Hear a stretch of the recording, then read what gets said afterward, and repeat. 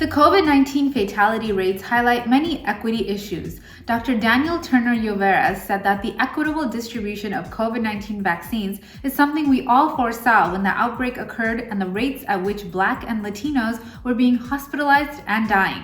Therefore, we tried to prepare for the inequitable distribution of the vaccines, but it was unavoidable. Only 20 states are currently sharing data of racial backgrounds of those people receiving vaccines, and that is a problem and the first step that needs to be corrected. With more data, those people who need the vaccine the most can receive it first. Essential workers and frontline workers are oftentimes people of color. When we talk about reopening, they are the ones who will be the most vulnerable and therefore need to be among the first few who get vaccinated. When the vaccines will be available in full supply, Dr. Turner-Lloveras said that what should happen is get to the community through virtual town halls and address their questions and concerns.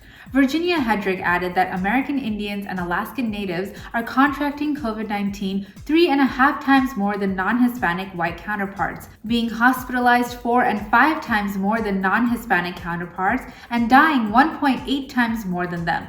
Though there are vaccines allocated for the tribal community, California has the highest number of American Indians and Alaskan Natives, but has not released any demographic data on who the vaccines are being distributed to.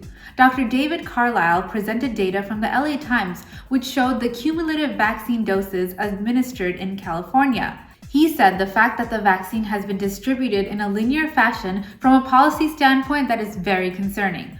Last Friday, the Dodger Stadium Vaccine Distribution Center ran out of vaccines to administer. Dr. Carlisle said that this is a disaster that reflects the failure of the federal government. Adam Carbolito talked about 3 primary points. First, he said that like the Latino and African American communities, the Asian American, Native Hawaiian, and Pacific Islanders have also been hit hard by COVID-19.